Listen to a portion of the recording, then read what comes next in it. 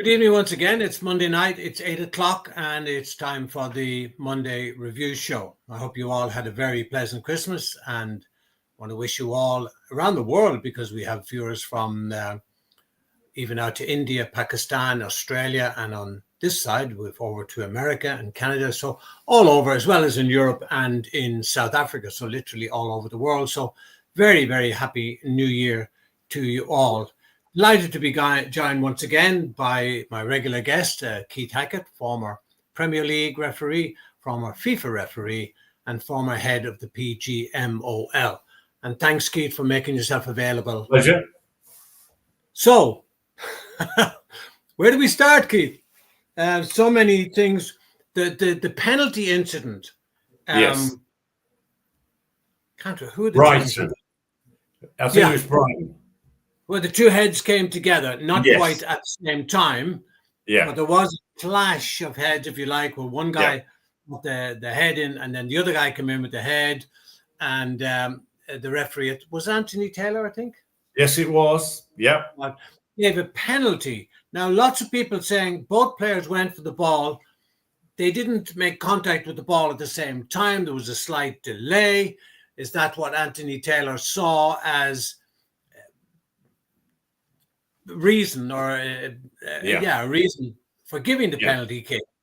Yeah. Your impression, your opinion?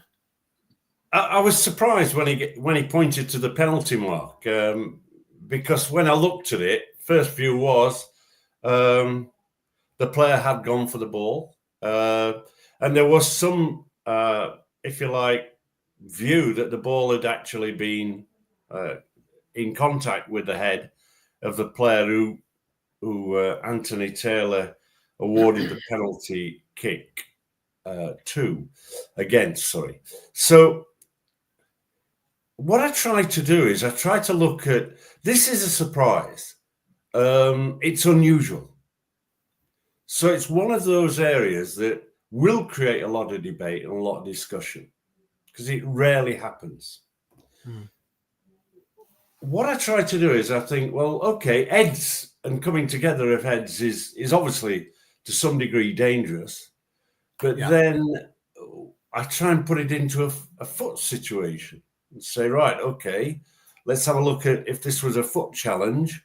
Both players going for the ball, one late and making contact. Would I give a foul? I think that I've had quite a dilemma with this. I finished up, in fairness, suggesting that Taylor had probably got it right when I'd seen the video about 7 or 8 times. Because what had happened was, I think that the player who headed his opponent, remember, has a duty of care towards his opponent. But I think the penalty kick was awarded by Anthony Taylor for what he considered to be a careless challenge committed by the player who had headed his opponent. And he must have had the view that the player heading the opponent, didn't make a genuine effort to play the ball, but made an effort just to play the man and headed him. So you then get back to, was it a headbutt? And I'm going, I can't fulfill that it was a headbutt. I think in football, you have incidents where accidents take place. And then you don't give a foul for an accident. What you do is you give a foul if that challenge is careless. So you can see that I'm humbling, mumbling, and stumbling because, frankly, I can see why he's given the penalty kick when I've seen the video several times. What would I have done as a referee? I certainly wouldn't have awarded a penalty kick. Let me play devil's advocate, and I can see both points here, and it's a very difficult one. And I love your analogy, actually. And I hadn't thought of it, but it's a very good analogy. Is a player going with his foot to the ball and the other player coming in late with his foot? That would be a penalty. So in this instance, the player going for the ball got there first and the other player came in late. Therefore, foot and head, that analogy, that says, yes, penalty. Yes. But having said that, and honestly, I've been thinking about it all week since it happened, and I'm getting bombarded, even today, getting bombarded with messages on Facebook, on Twitter, even people texting me, you must bring this up with Keith. I said, absolutely, I will. Absolutely, because it's a very good, and this, as you say, Keith, this is a rare occurrence. But could the same be said? You remember a couple of weeks ago where the goalkeeper, a penalty was awarded, he came out and he punched the ball and the player went to head the ball at the same time. Personally, in that instance, I would not have given a penalty because the keeper's entitled to come and punch the ball, but the referee on that instance did. Now, having said all that, how do we get uniformity and consistency on this type of incident, which thankfully don't happen very often? No. I think you go back to the basis of a player having a duty of care towards his opponent. So if we look at that goalkeeper coming out and punching, when he makes that action, right, he's got to ensure that he doesn't make contact with the player first and then the ball. What he's got to do is he's got to be 100% certain that when he comes out and makes a punch to make a save, he don't punch his opponent. And in this instance, when we look at the heading offence, and you actually look at the video and you slow it down, which is a bit unfair on the match referee. Of course. What it does do, it gives you clarity that we're saying the player played the ball. It didn't. The ball struck him. That's the first thing. It hit the top of his head. For me, he wasn't going to head the ball, this player. I think he went in to head his opponent and succeeded. And I think that is, I'm trying to be subjective and view it from all angles, because I can understand that when we put 100 referees in a room, this is an area and a decision where you ain't going to get 100 agreeing. And you're more likely to finish up 50-50. So I have to tell you that what I did, because obviously I write articles for newspapers, I looked at it very carefully. I looked at the position of the referee. I looked at taking my own, if you like, my own action that I would have done had I been the referee. And I've gone, I can't come in as the VAR. I can't come in and say you've got it wrong. So I'm going to what now is being called by the PGMOL, the referee's call. And I'm not ducking the issue here, because I think it's a brilliant debating point, hence a lot of people asking questions. And I think that generally I'm falling between a rock and a hard stone on it.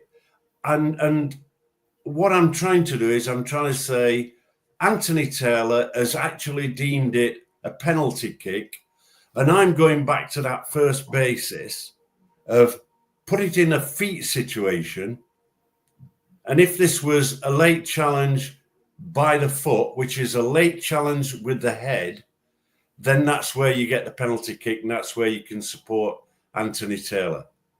Because I just got a message there, I've got a text actually that said, where does it say in the law? Is that situation covered in the law, which is Law 12? And it's not really. Well, what Law 12 talks about is a careless challenge. So when you actually look at the law, and I'll get it up for you, bear with me. Law 12, when it talks about, if you like, finding the scenario. So Law 12, direct free kicks. Careless.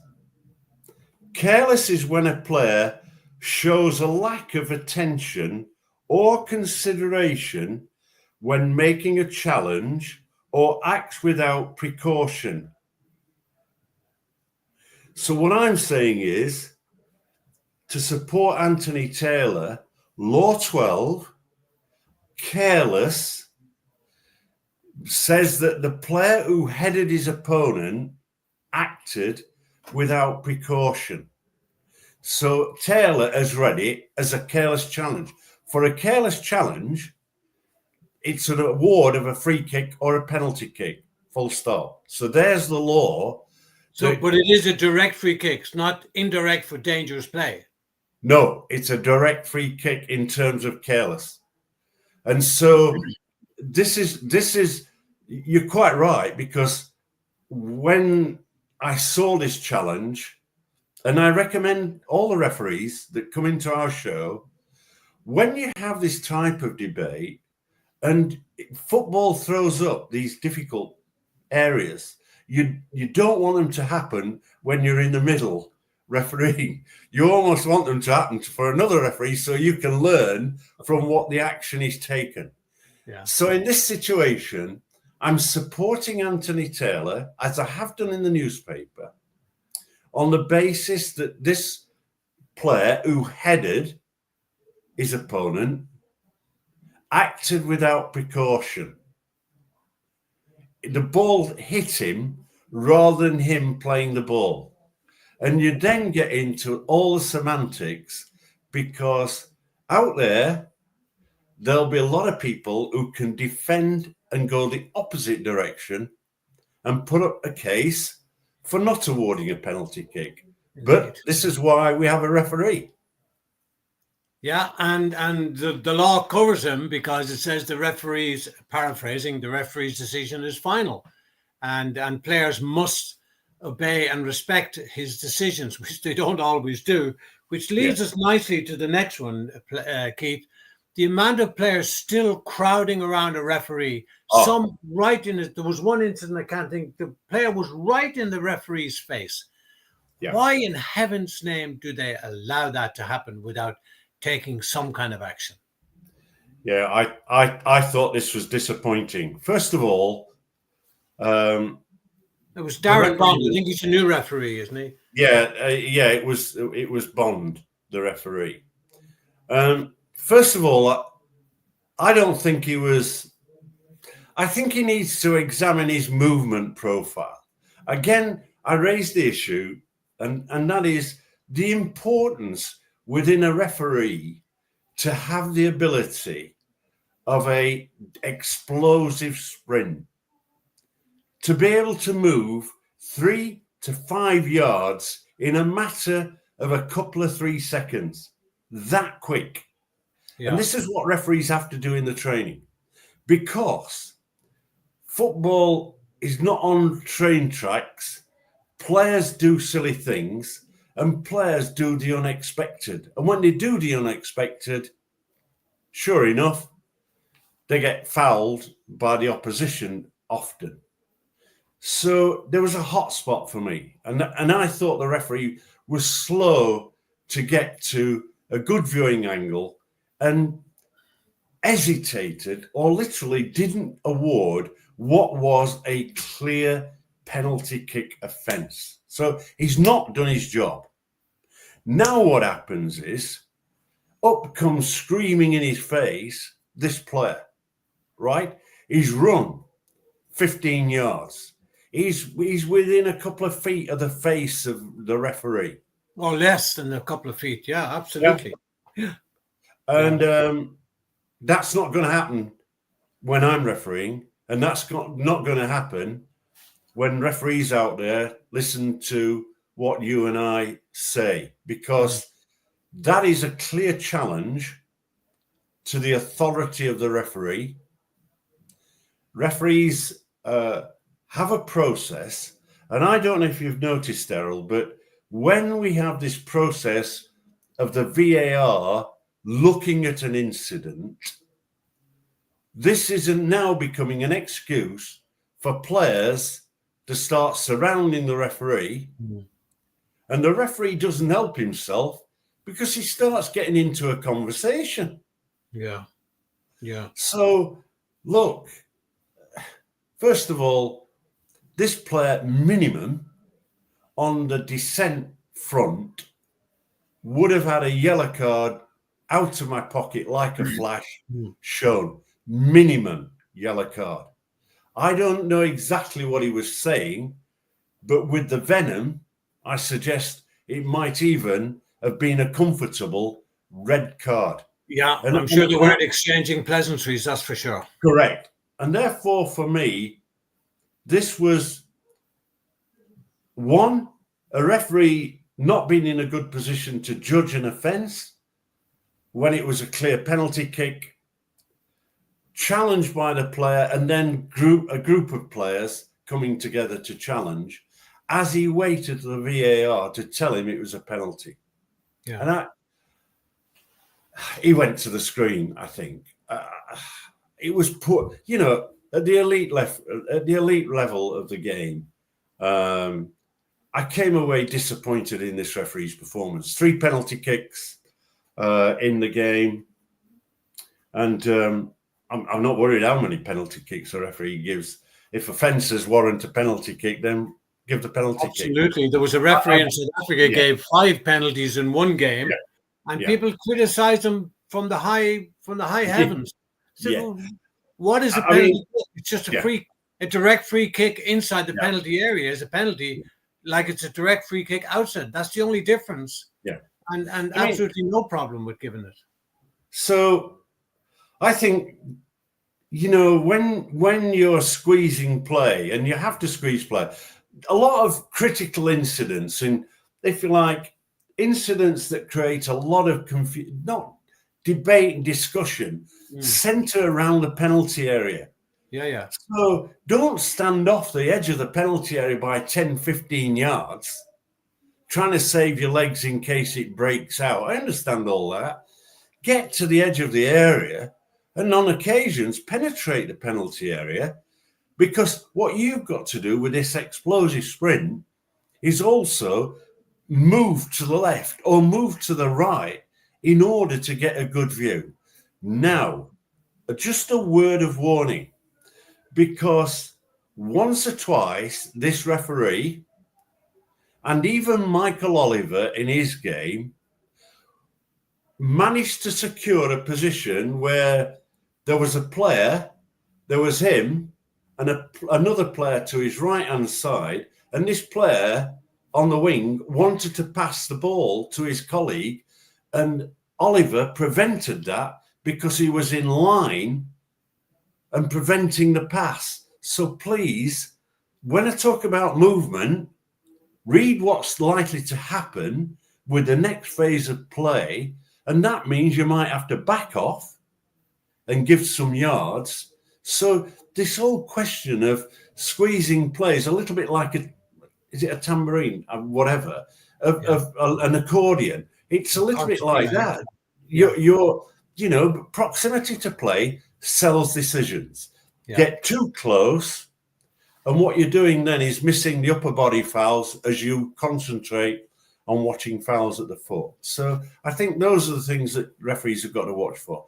I'm not ducking the issue in terms of Anthony Taylor. I support his penalty kick decision. It was unusual. If I'd have been refereeing, I wouldn't have seen it. I'm not saying that I duck the issues. I wouldn't have given the penalty kick. Just as they say, moving on swiftly. This new thing, Keith, about as they're doing they do in a type of way in rugby and in one or two other sports, the referee now having gone to VAR, gone to the screen, and will now announce his decision. I know it's been tried. I think it was tried in the women's. Yes, it was World Cup last year or yeah. something. What do you think? Is it a good idea? Bad idea? Would it make any I think that what we have at the moment is we have a rectangle. No.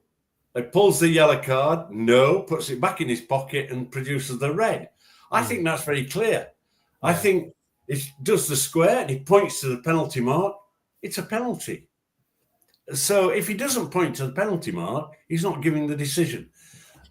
For me, it's a step in the right direction, but it's a teeny weeny step, because I still believe that the way that VAR has to be operated is in the same way as rugby, and that is to actually allow the spectator to understand and be involved in the process, i.e. they're listening to what's going off, they're seeing the conversation, and they're seeing the replays. Right. And so yes, the argument is, what happens if the referee gets it wrong? They'll be, well, don't get it wrong. Now, what about that old saying, when you're explaining, you're losing? Yeah. So do they need to change Law 5 now, that the referee's decision is not final anymore? And why does he have to explain it? Because once you explain, once you say something, that will lead to a retort of some description. And now you're into conversation, which eventually leads to aggravation, which eventually leads to maybe red cards being produced. Yeah, I think that what they're trying to do here is they're trying to move in the world of communication, knowing that at this moment in time, we look at how VAR is operating, and there's a massive shortfall. I'm more aware of what is happening if I'm watching the game on TV than the person who's paid the 45, 50 quid to watch a game in the Premier League, sitting in a stadium in the cold of the night and the appalling weather. I just feel that the step, okay, I'm going to say fine, but let's just assume that they've still come to the wrong decision, as they do.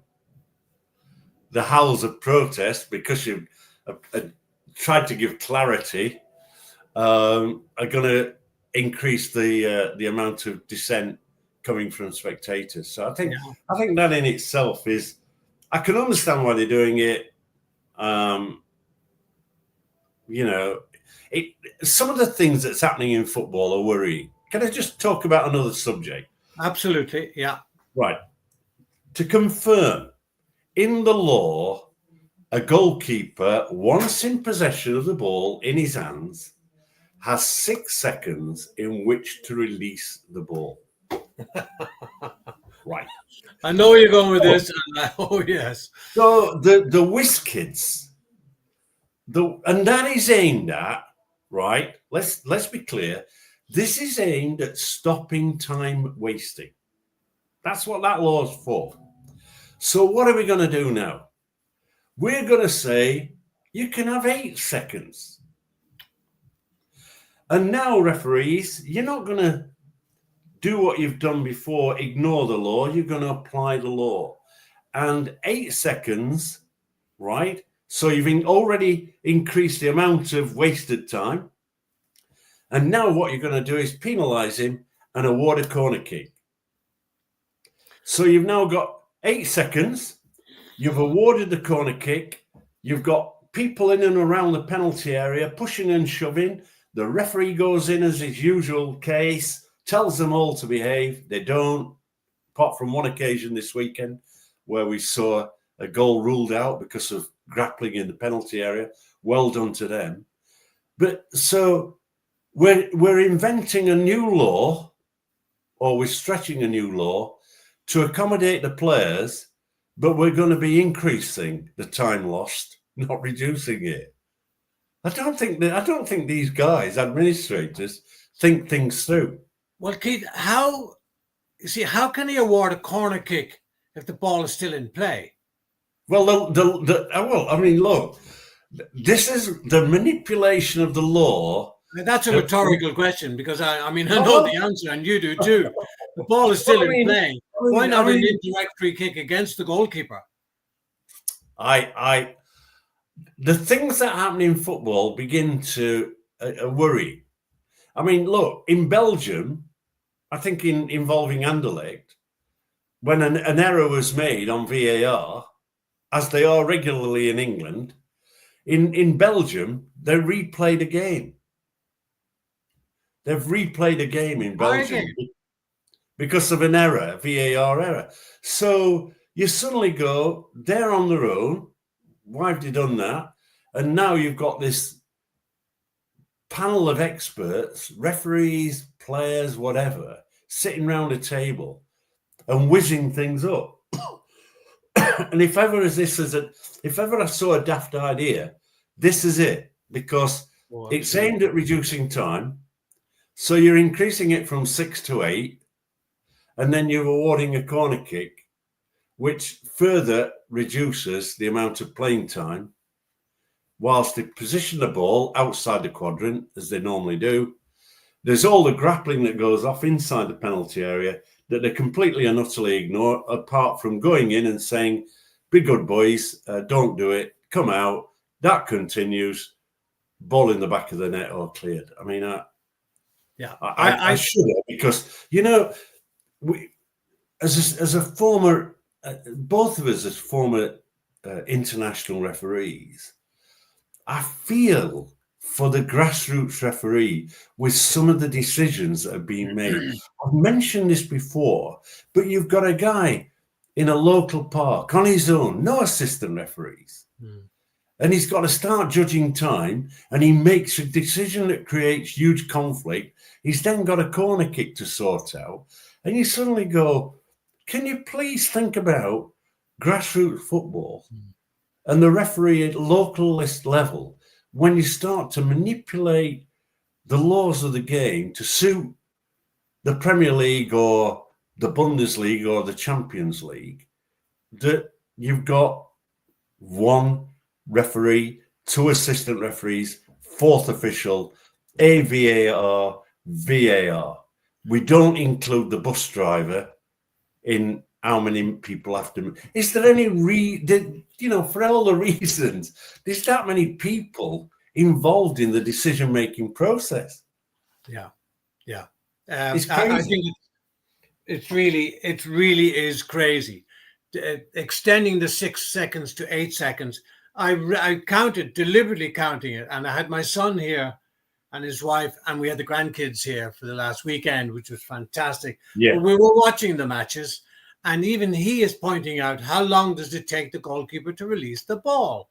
Yeah. I mean, we were counting, and even now he is counting up on the corner of the clock, the seconds, and it was anything from 15 to 20 seconds per goal. So 8 seconds is not going to make any difference. The only time it's going to make a difference is when the keeper gets booked and an indirect free kick is given against him for not releasing the ball. And you know something, Keith? That would stop very, very quickly. How often do you see players now bouncing the ball down in frustration? Never, because they get booked for it, and they know they'll get booked for it. Why not start this? It'll cause a big hullabaloo for a while, and eventually they'll cop on, and they know it. But because refereeing, in my opinion, is weak at the moment, refereeing standards are very, very poor, and the players are taking full advantage of it. Yeah, I think it's a pity, because what we want is, we referees they're policemen in a way in the game, and absolutely, as a result, they've got to apply the law, and I think that the weak officiating is a worry, because I think some of the younger referees are failing. You can apply an advantage, and you can bring the game back if that advantage doesn't materialize. It's in the laws of the game.